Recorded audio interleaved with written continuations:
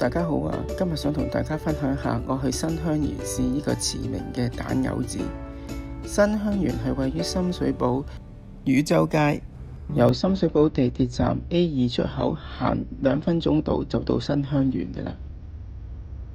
新香園外面嘅招牌非常之光鮮啦，招牌上高亦都寫咗佢有出名嘅奶茶咖啡啊、南乳豬手啊，同埋蛋餃子。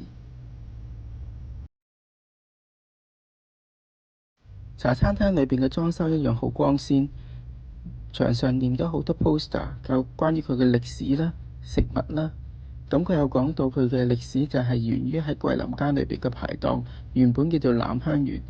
由於奶茶、咖啡同埋三明治都出名，生意應接不暇。喺1968年，佢喺同區裏邊開咗個排檔叫做新香園，所以見到水吧裏邊都上高寫住係南香園始創。睇下個 menu，價錢都唔算貴，蛋餃子都係24蚊。另外佢仲有一啲小食同埋一啲普通嘅碟頭飯。我就嗌咗個蛋餃子烘底，加咗1蚊25蚊，同埋嗌杯凍檸茶。個蛋餃子用料非常之足，蛋嘅份量非常之滿足啊！而且非常之新鮮，摸落去裏邊都係熱嘅，見到出晒煙。味道方面食落去，哇！真係呢，好 juicy， 啲汁又多。另外呢，佢啲牛肉嘅味道亦都非常之濃郁。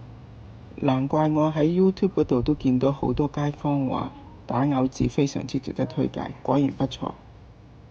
不過就真係要趁快食咗佢啦，因為到後期耐咗之後呢，嗰啲蛋汁太多呢，令到啲多士開始有啲腍，所以即係趁2分鐘或者3分鐘之內就好食咗個蛋治。如果唔係越食就會越腍嘅呢啲麵包。我埋單係43蚊，入埋杯凍檸茶，我覺得整體嚟講價錢都唔算貴，值得推薦。大家下次嚟到深水埗都可以去下呢間新香園。我今日分享係咁多，多謝收看，下次再見。